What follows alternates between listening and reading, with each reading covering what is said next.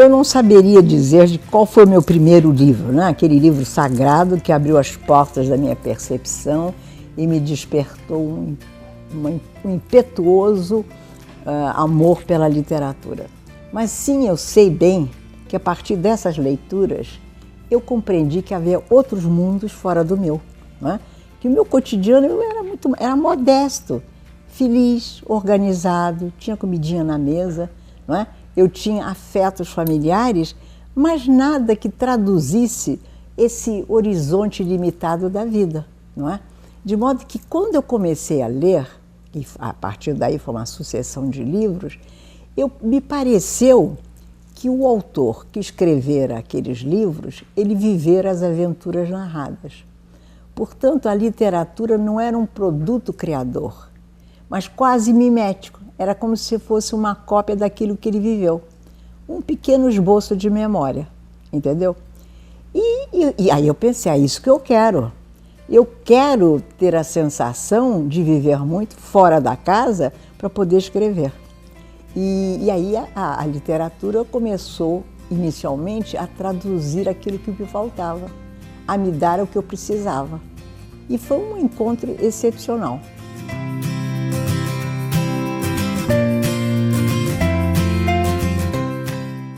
Mas eu adorava aqueles europeus do século XVIII, XIX, por exemplo, Dumas. Eu adorava os esbirros de Veneza, né? Eu adorava, por exemplo, no Brasil, Monteiro Lobato. O Monteiro Lobato era didático. Ele tinha como que uma capacidade de traduzir a identidade brasileira para você menininha, não é? Uma coisa extraordinária. Mas esses estrangeiros que eu adorava, que eu sempre gostei das aventuras. Eu sou uma aventureira. E não sou na prática porque não dá mais. E nem os tempos mais, de certo modo, propiciam aventuras, peripécias. O conceito de peripécia me emociona até hoje. Eu sou doida por peripécias, de que natureza se apresente. Mas voltando, há um autor, houve para mim na minha época, chamado Karl May. Ele era alemão, de Frankfurt. Ele nunca foi à América do Norte, como eu dizia, os Estados Unidos, como se fala hoje. Mas ele teve uma série fantástica, só passada com heróis passados nos Estados Unidos. Heróis que pertenciam a grandes tribos, portanto, ele era, de certo modo, um revolucionário, porque ele destaca o heroísmo de alguns indígenas, chamados indígenas, que eram povos heróicos, coisa que depois foi sendo destruído, ou então houve fases de recuperação. Mas ele, por exemplo, ele erige uma figura épica, inclusive moralmente épica, que é a figura do chefe dos Apaches, Winnetou. E ele cria um personagem muito culto, um alemão, que vai fazer a América. Ele quer conhecer esse país que adentrava pelo oeste. Ele, então, era um homem com rara capacidade, física inclusive, um grande conhecimento de arma, de tudo, e ele faz amizade, através de circunstâncias especiais, com o chefe dos Apaches, Winnetou, e se tornam inseparáveis. Então você vê que é uma aliança muito rara, mesmo nos filmes. A amizade profunda entre um Apache, um chefe, um nobre Apache, e um branco europeu. E eles, então, vivem aventuras extraordinárias. Há uma aventura, posso contar, que eu destaco como fundamental ou fundacional para uma das minhas vertentes estéticas. Há um momento que os dois estão cavalgando, né, nas pradarias americanas, perseguindo bandidos, delinquentes, a cavalo, todos eles. E em um determinado momento, o Karl May, esse herói, chamava Old Shatterhand. Old Shatterhand. Old Shatterhand vira-se, embora ele tivesse grandes habilidades, quem em certos setores o superava era o Winnetou. Ele disse, o Winnetou, a quanto dista? Eles estão a que distância de nós? O Winnetou era herético. Deixou o cavalo, deitou-se, botou a orelhinha dele no chão e ali ficou algum tempo. se pôs de pé e disse quantas horas, quanto tempo, e disse quantos eram. E mais espantoso, ele disse, um deles não tem um braço. Para mim, foi uma revelação extraordinária. Porque, ou seja, a criação é impossível. Inventar não é impossível. Inventar fundamenta-se no real, não é? E que então a imaginação sobrepõe-se a todos os limites. E isso, eu pensei, então é o sentido da verossimilhança, que é relativo.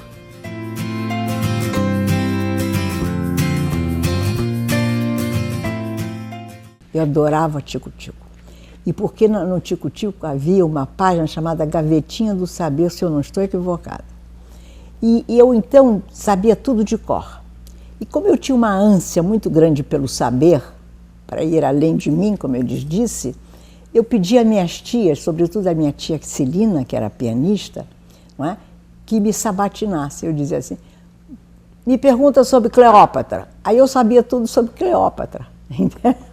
Os romances, os amores de... Bom, e aí, além dessa revista Tico-Tico e outras revistas, eu adorava os almanaques. Havia os almanaques.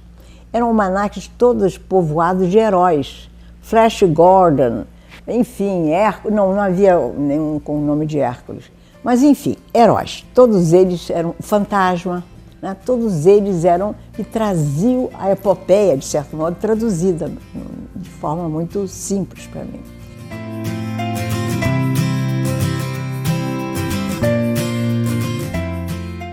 Eu escrevia em blocos pequenas histórias.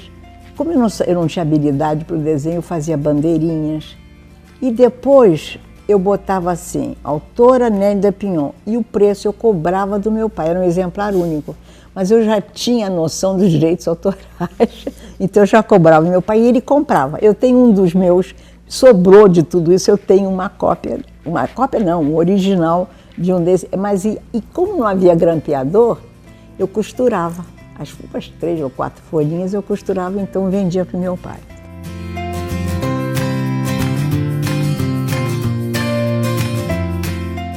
Eu sofri, num determinado momento, um grande percalço nesse impulso criador. Eu escrevia meus continhos. Porque um dos contos, eu me inspirei numa visita que eu fiz à Bahia, onde eu tinha parentes. E lá chegando, que eu era tratada carinhosamente pela minha família, o meu primo da minha idade, Serafim Pinhon Gonçalves, ia comigo para os lugares. E eu dizia assim, Serafim, eu quero conhecer os bordéis da Bahia. Claro que ele sabia que não ia entrar dentro de um bordel. Ele disse, não, Nélida, não, eu era curiosa. Eu achava que eu tinha que conhecer pelo menos as fachadas. E lá fomos nós para a zona. Então eu sonhava com aquela zona, com aquilo todo. Aí, chegando ao Rio, eu fiz um conto. Comecei a fazer um conto que era a história de um homem jovem que se apaixona por uma prostituta. Mas olha como já era inaugural. Que ela não queria nada com ele e ele achava que tinha o direito, talvez por ela ser prostituta. E ela tinha o direito de dizer não. Já era um princípio feminista meu.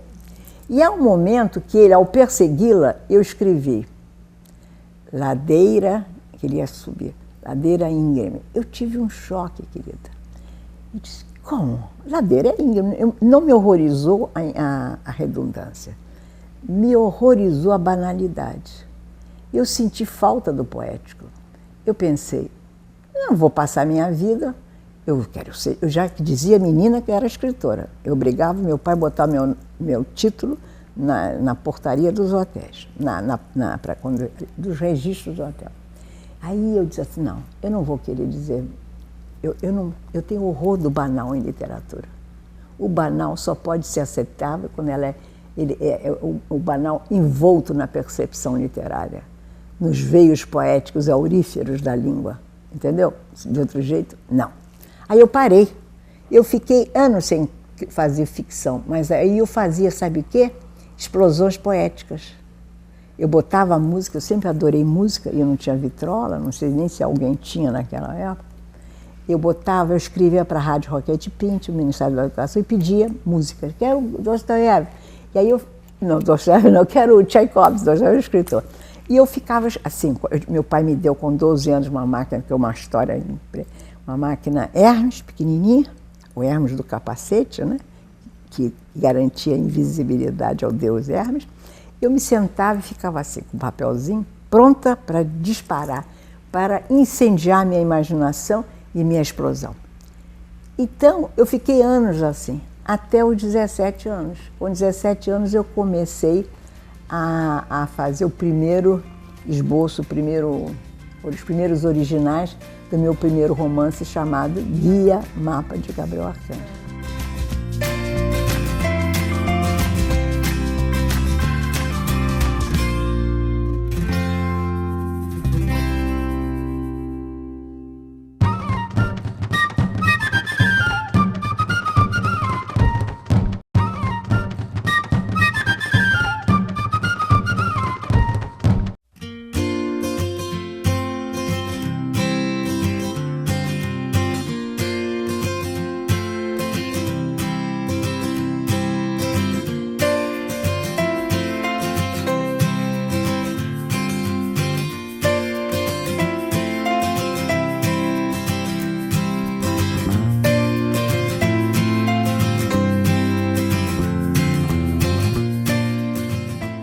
Tudo meu foi uma aproximação da realidade. Eu sou uma pragmática, é uma combinação muito difícil, mas eu sou apaixonada pelo cotidiano.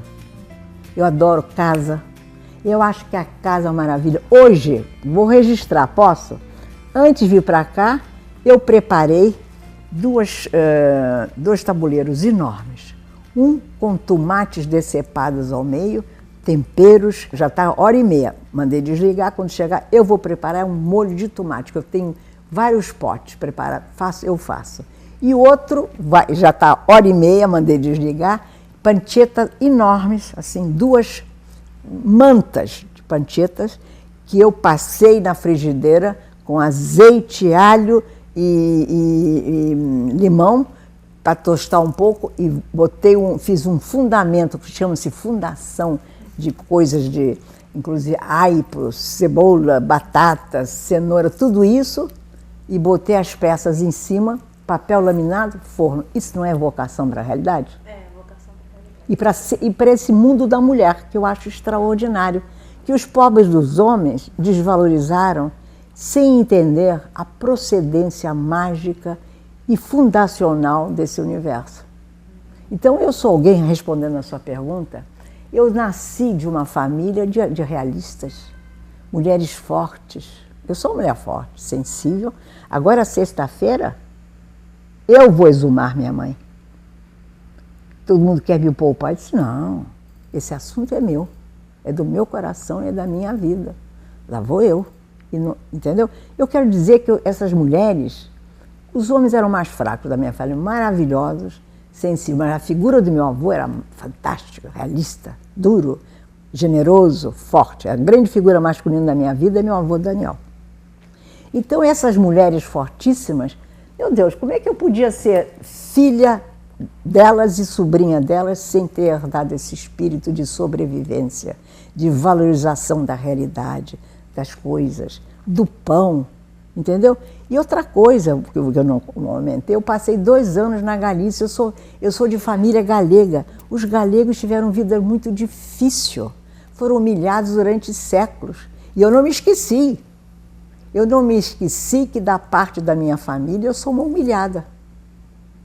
E que me fez bem, saiba disso. Isso me deu força, me deu sensibilidade para os que estão do lado de lá. Senão eu podia ser uma mulher, pelos chamados triunfos literários, ser uma mulher que me levava a sério demasiado. Então, eu perderia essa oportunidade, por exemplo, hoje eu pedi com o motorista da casa de Parás para eu cumprimentar o senhor que vende cuscuz. Ele se lembrou de mim, eu disse... Quer dizer, essas coisas fazem com que minha literatura, talvez sendo sofisticada, que não é esse o sentido dela, ela possa ter essa cumplicidade com a vida.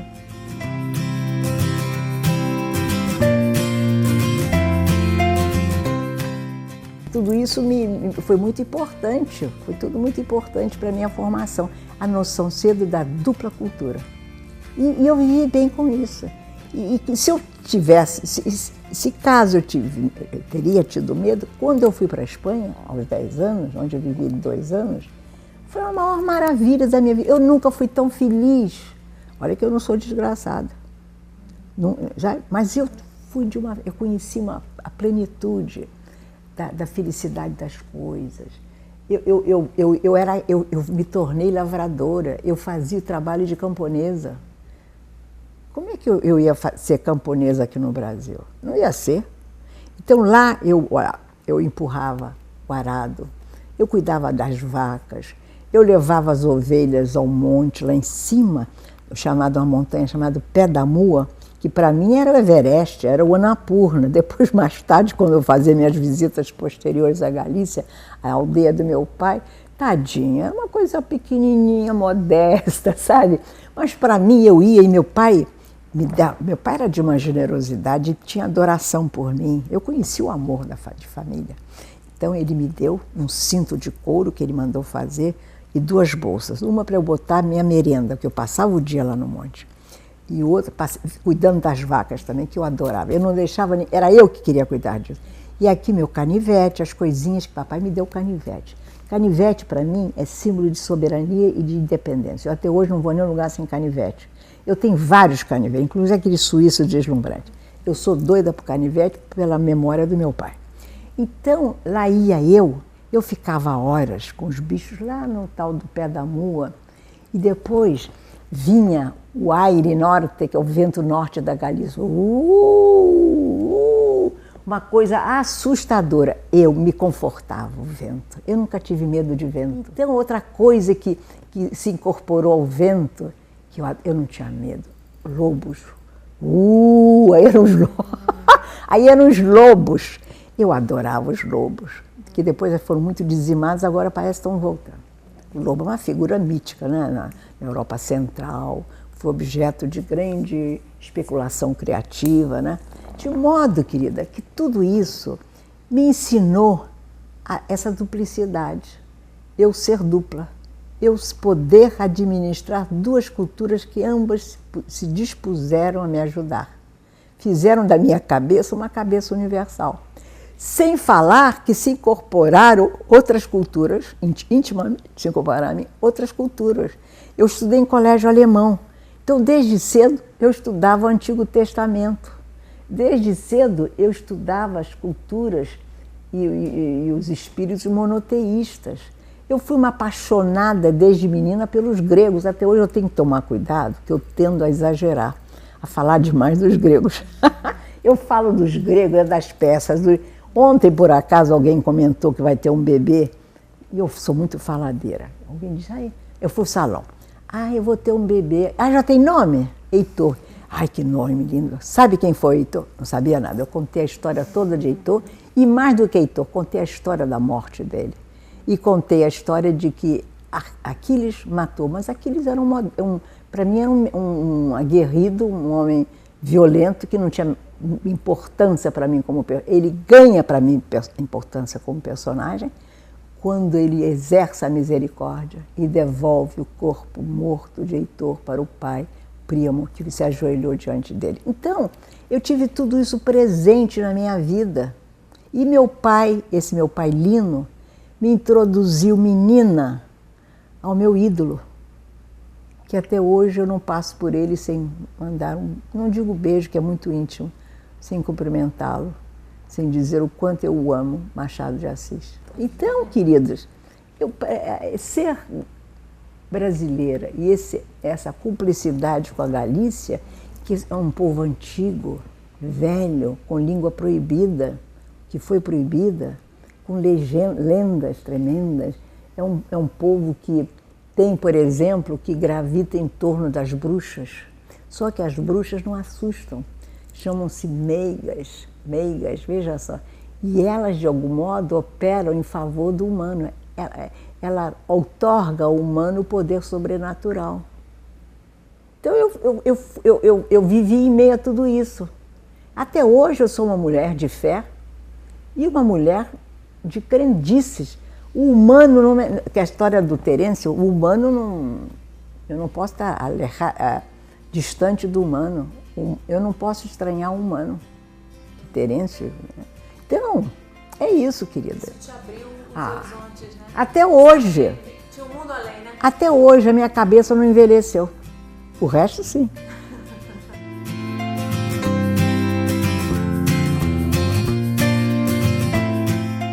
Eu me lembro que eu estava querendo escrever esse livro, nem sabia como, veja só. E aí minha mãe, minha tia Maíta, tinham o hábito, nos últimos tempos, de alugar casa para o verão, né? As famílias se uniam e era uma maravilha, porque as duas irmãs estavam bem, os maridos e minha prima Nelita e eu. Então, eu fui para lá, eu já tinha a minha maquininha Hermes, já escrevia muito nela, e de repente pedi a minha mãe, eles puseram uma mesa de cozinha lá fora, no quintal, tinha um jardinzinho, até que não era pequeno não, uma cadeira, e eu passava o dia todo escrevendo. Lembro-me que eu devia ser tão desafiante com esse propósito de fazer um livro, que meu tio, Jorge, muito fino em português, dizia assim, coitada dessa menina, ela não desiste, ela fica o dia inteiro nessa máquina escrevendo, o que ela escreverá? Entendeu? E foi isso que aconteceu. Eu fiz um livro em 2, 3 meses. Aí fiz umas mudanças, mas eu não tinha um domínio da correção, de como você renova o texto, dando-lhe frescura, acrescentando a ele audácias que faltaram certamente na primeira versão. Enfim, hoje eu sou uma mulher apaixonada pelas versões novas. O melhor para mim da criação é trabalhar o texto. Nada me parece intelectualmente tão desafiante e tão estimulante. Aí chegamos no Rio de Janeiro, nós éramos vizinhos de um desembargador encantador, Sebastião Pérez, cearense. E eu não sei, falando, eu tenho um livro. Ele diz, vou pedir minha conterrânea, Raquel de Queiroz, para ler. Isso foi feito. E não é que a Raquel de Queiroz leu e mandou avisar e me convidou para ir à casa dela. Sei lá, 1 ou 2 anos depois. Eu fui, ela me recebeu. Ela morava então na Glória e me recebeu com muita gentileza. Ela usava naquele momento, minha flor. Depois eu a surpreendi usando essa designação em outros momentos. Aí, entre outras coisas, ela teceu grandes elogios ao livro, não como produto acabado. Ela elogiou o talento da autora. E disse uma frase que me impressionou muito, alguma coisa assim. É um cofre, um baú, não me lembro, que tem pedras preciosas, verdadeiras e pedras falsas. Você vai ter que descobrir. E outra coisa que ela disse, que eu nunca comentei com ninguém. Lembro um pouco uma autora que eu não gosto. Eu não sabia. Clarice Lispector, que eu não conhecia, nunca tinha lido. Eu custei a pensar em publicar, trabalhei, o que podia. Foi aí, muito interessante, uma amiga querida até hoje, Rosa Cássia, jornalista, estava na biblioteca de Copacabana com a bibliotecária, que era a escritora Maria Alice Barroso, que já tinha publicado livros com o editor Gumercindo Rocha Dória. E aí, então, a Rosa Cássia, muito atrevida, diz para o Gumercindo Rocha Dória, ô Gumercindo, você gostaria de ter a sua Clarice? Quem? Eu tenho uma amiga que ela está com um livro lá na gaveta. E ele me telefonou e leu o livro e disse, eu quero publicar. E me disse uma coisa, olha só que tudo é muito modesto, meu começo é tudo muito simples. E diz assim, eu vou publicar seu livro, mas quero publicar junto, num só volume, um livro seu e o da Elisa Lispector. E eu, atrevidíssima, disse, não, eu não quero. Como não quer? Não, eu não quero estrear dessa forma. Eu até, naquela altura, eu já tinha lido as Lispector. Eu não quero. Eu quero um livro só para mim. Então, ele deixou. Tempo depois, ele telefonou, marcou um encontro, ele não tinha escritório, era também um editor pobre.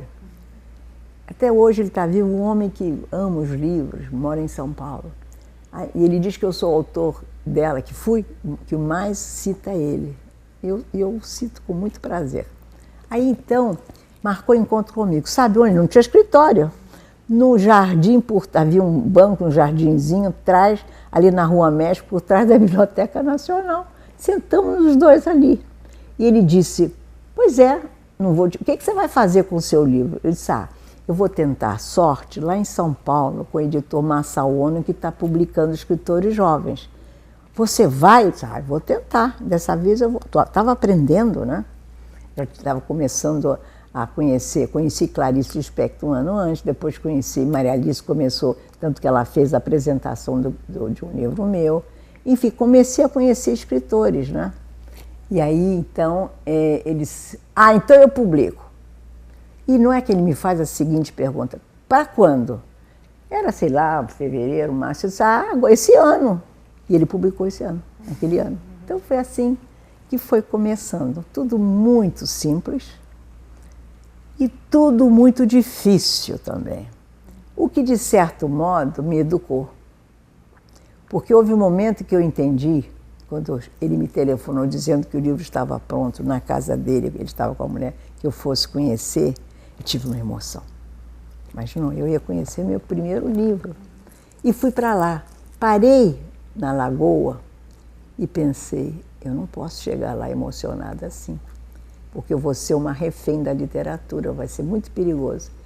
E eu pensei, a literatura vai me dar o melhor que ela tem, mas vai me dar coisas ruins. Eu tenho que estar preparada.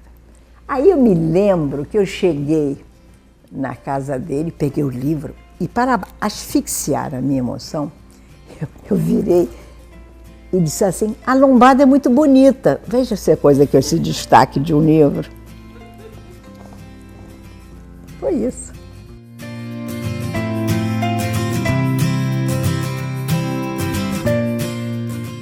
Nasce uma escritora que não renunciou, apesar das dificuldades. Hoje eu estou convencida, primeiro era um Brasil difícil, mas era um país imperialista.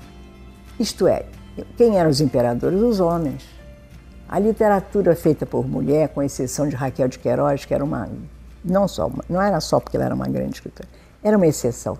A Raquel de Queiroz era alguém que ela tinha uma habilidade política extraordinária, ela tinha enlaces políticos e ela tinha uma relação muito íntima com os escritores, pela natureza política dela. Ela foi comunista, ela foi uma partidária, uma militante.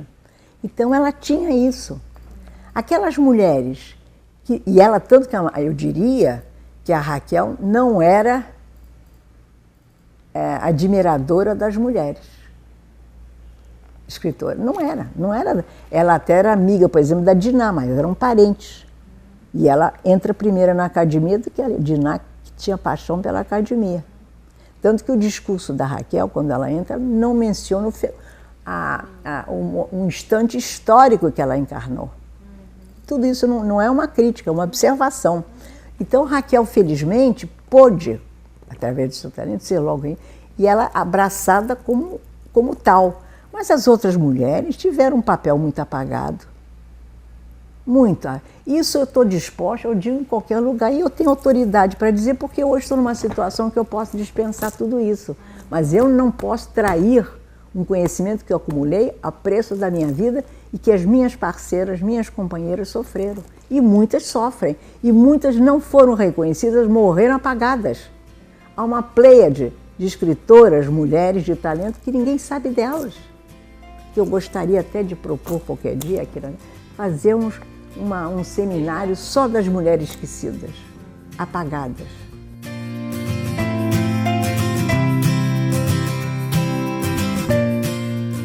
Eu me tornei logo uma feminista. Hoje eu me proclamo feminista histórica, porque vem aí jovens formidáveis. Eu escuto, eu procuro refletir sobre tudo que essas meninas jovens, esses pensamentos jovens estão trazendo, né?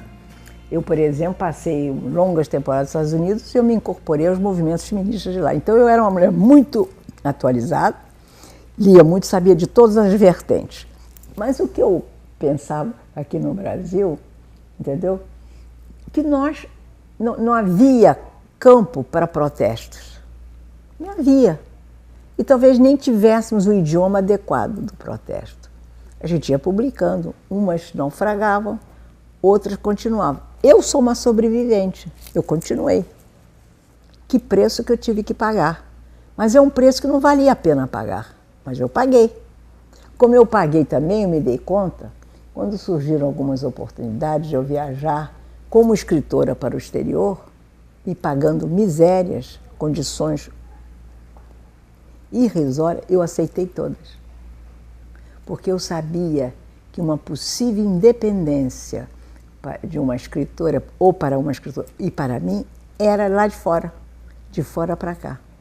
Daqui não sairia muita coisa, eu reconheci. Os homens diziam sempre que não tinham lido, mas eles tinham lido, muitos deles leram. Mas quando você diz que leu, você tem que opinar. Então, se você não leu, você está isento e está perdoado, está desculpado. É um lapso, você tem muita coisa que fazer, você tem um projeto de leitura. Então, isso é uma coisa que eu vi sempre. Aliás, até hoje, você vê, fazem um seminário, às vezes não tem uma mulher no plenário. A mulher, pela afasia histórica dela, de não ter falado, não ter sido dona do discurso pessoal, e não ir à tribuna, porque eu fui à tribuna. Eu sou uma autora que tem um livro de discurso, porque a vida me deu essa oportunidade. Então eu tenho a oratória para o discurso escrito, porque a vida me deu isso. Mas então a mulher tem às vezes tem dificuldade de falar.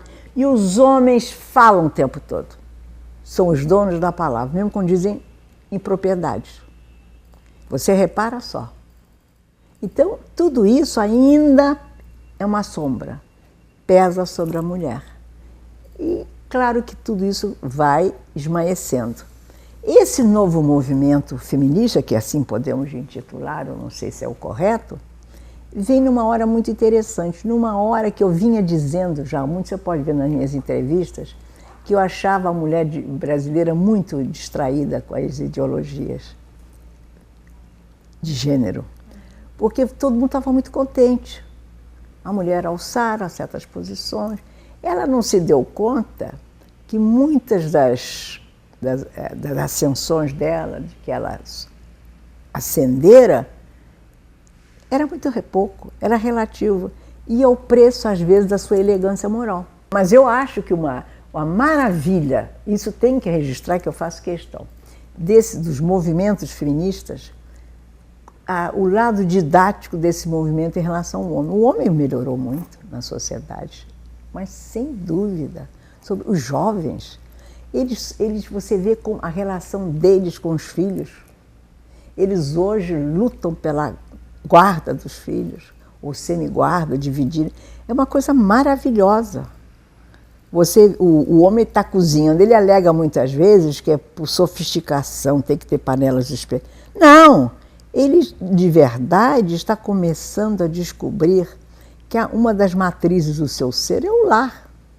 O homem que não tem lar, não tem nada. Você tem que ter o lar. O lar, o que é o lar? Não é um lar com mulher lá, é o lar. É tua casinha, é a chama do teu fogão. Gostei dessa frase.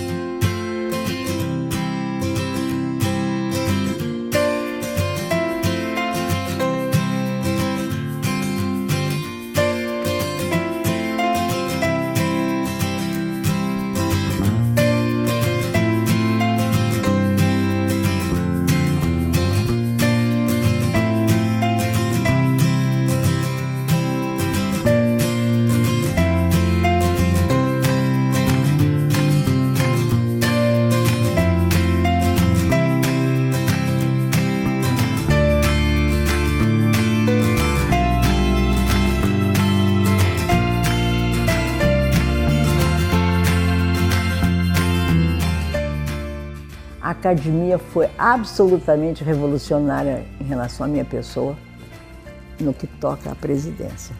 quando se decidiu que eu seria presidente, e mais dramático, presidente do primeiro centenário, era um cargo que todo mundo estava querendo, os notáveis da casa.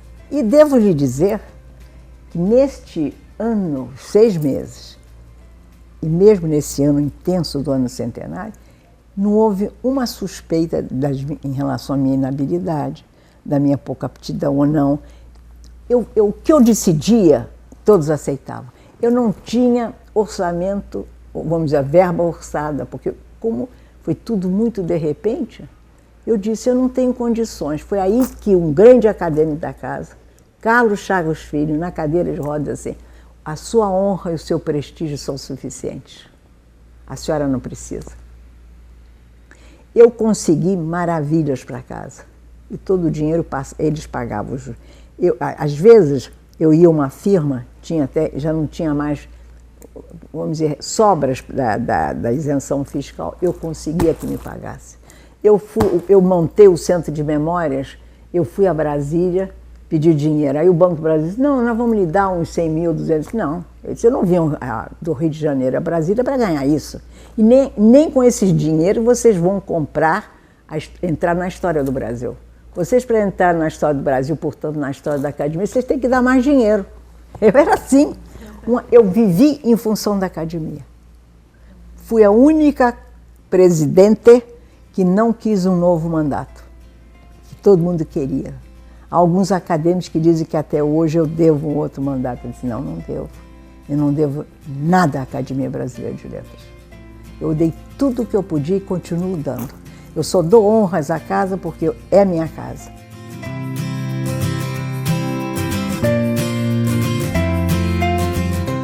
Nós não nos conhecemos, nós não nos sabemos. Eu olho para nós somos uma fonte permanente de mistérios.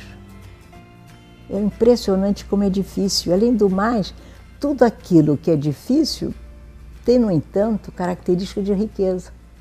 O que é que, por exemplo, se você analisa, o que é que dificulta mais o comportamento humano? É a língua e a linguagem, o desdobramento da língua, que é uma coisa complicada, mas é o complicado que advém da riqueza da língua que nós inventamos. Por que nós inventamos a língua, a fala? E cada fala tem uma semântica poderosa, simbologias várias, interregnos, pausas, suspiros, o não dito. Você já pensou? Então, é uma coisa extraordinária as relações humanas. Está tudo bem entre duas pessoas, de repente, quem sabe um suspiro seu saiu de tom e o outro não aguentou e não suportou, que talvez fosse uma ferida antiga, que nunca cauterizou.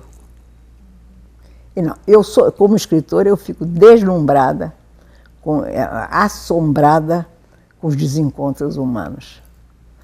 Eu me lembro uma história modestíssima, modesta, medíocre, de um casal, quando iam para a cama, ele tinha um hábito, ele de pijama, levantava as duas perninhas e fazia assim, para liberar-se dos chinelos.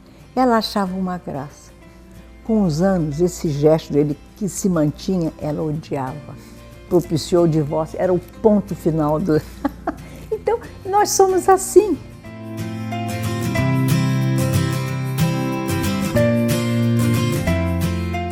Pelas manhãs eu gosto muito de escrever, mas atualmente, por conta de uma vida muito fecunda, de muitas tentações, obrigações, viagens, né? E associações com tudo, porque eu dou aulas, eu escrevo discurso, eu faço muita coisa, né? Então, tudo isso fez com que eu dilatasse meu tempo de trabalho ou me tornasse possível, me tornasse acessível a outras experiências. Hoje eu sou capaz de escrever de madrugada, eu escrevo nos aviões, escrevo nos hotéis, eu faço o que seja em qualquer lugar.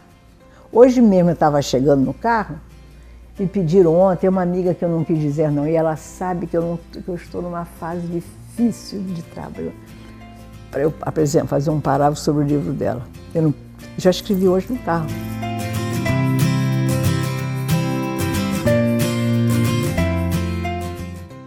não creio, não acredito, ou pelo menos não lido bem com um personagem individualista. Eu acho ele insuficiente. Eu gosto muito de uma composição de vários personagens que se somam com atributos diferentes, idiosincrasias, mas que possam formar no seu conjunto um arquétipo. Eu sou mulher dos arquétipos. Porque o arquétipo soma todo mundo. Se for uma pessoa excessivamente individual, é difícil que o leitor, ou quem seja, busque uma relação com esse individualista. Você vê, se você percebe, como é que você explica que um japonês, alguém do Oriente Médio, possa ler Dom Quixote e se identificar com Quixote e com Sancho?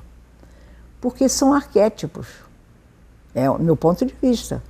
Se eles não abarcassem todas as tendências humanas, todas as volubilidades, todos os desastres nossos, toda a nossa capacidade lírica e onírica,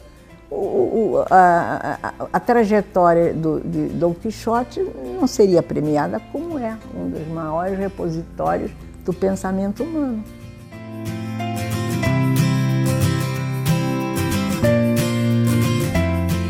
Eu vejo a literatura para a minha vida como um ato de graça, de fé, um presente que a vida me deu, quem sabe Deus, que onde esteja Ele, se aqui está, que a minha família me deu, que a língua portuguesa me deu, que o meu destino me deu.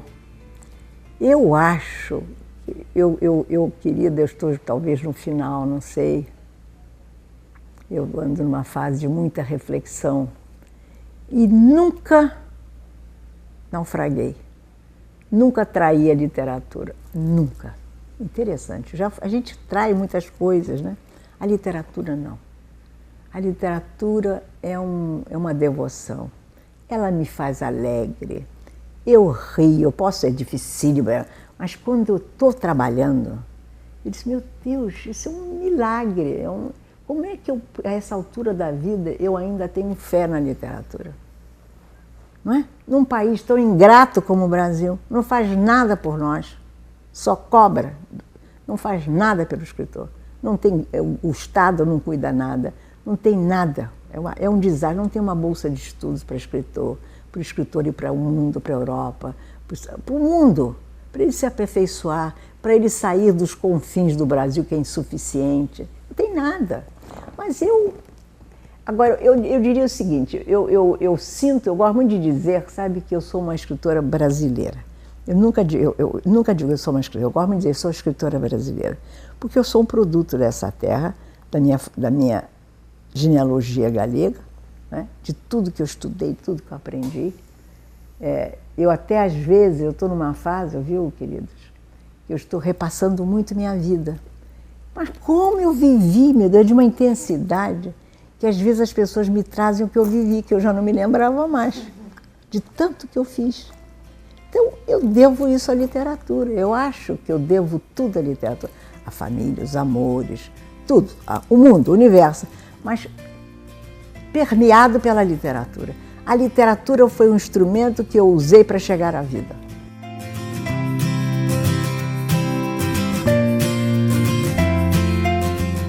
Eu acho corrigir extraordinário, porque eu vejo que eu estou aprendendo, que eu não estagnei.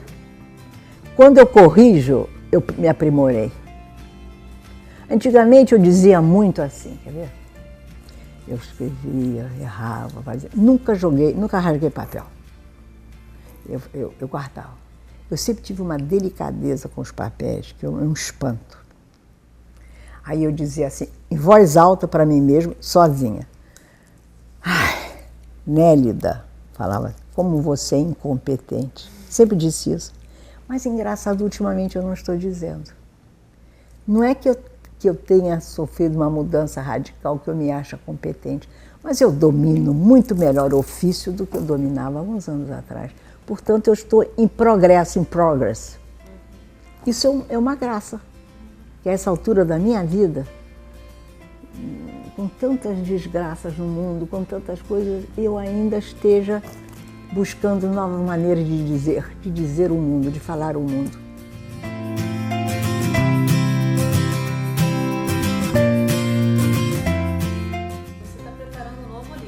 Já está pronto.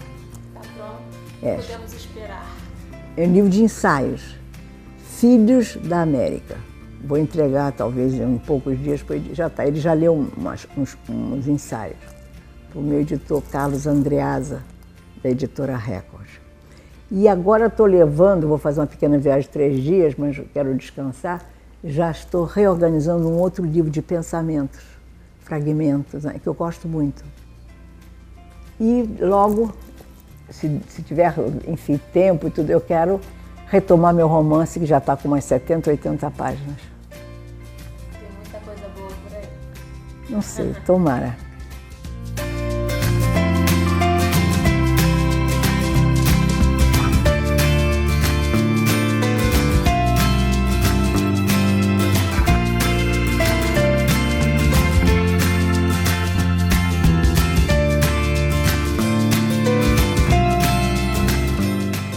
Eu acho formidável, né, que a Cristina Oldenburgo, que a Guiomar de Gomont, né, Gramont, mulheres de ação, mas também de pensamento, que amem a literatura e que se entreguem, né, a essa tarefa de divulgar o texto, a literatura, a importância da literatura para um país. E isso é muito importante que isso se faça dentro de um âmbito concentrado, né? Que tem um sentido de espetáculo, né? É bom que o público venha, se incorpore, tome um cafezinho, come um pedacinho de bolo, converse com escritores, veja os seus livros, um pouco feira, mercado. Eu gosto de feira. Deve ser, a literatura também tem que ser festiva. Então, vai ser um encontro muito positivo com escritores de várias correntes, várias vertentes, não é?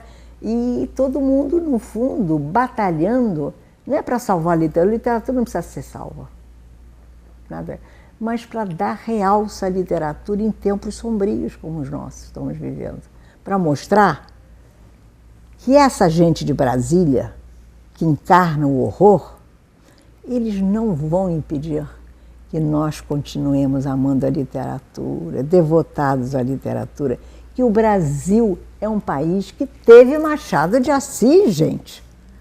Ninguém nos vai roubar isso. É uma frase que eu digo sempre, se Machado de Assis existiu, o Brasil é possível. Não temos desculpas para o fracasso. Portanto, vai ser um novo momento a gente redimensionar nossas vidas. A literatura é muito importante, mesmo que sejamos 10 pessoas. Mas eu acho que vai ser bonito. Eu agradeço muito a elas, a todos vocês que me convidaram para dar o primeiro passo, né? Como se fosse uma espécie de inauguração. Eu não sei eu sei do tema, mas eu não me preparo, nem um pouco. Eu nunca sei qual vai ser a primeira frase, que eu quero que seja assim, há muitos anos que eu faço isso. Eu vou como alguém assim, alguém que sobreviveu esse tempo todo, e vou entregar a todos aquilo que eu sei, aquilo que eu tenho, a minha vida que é o meu berço.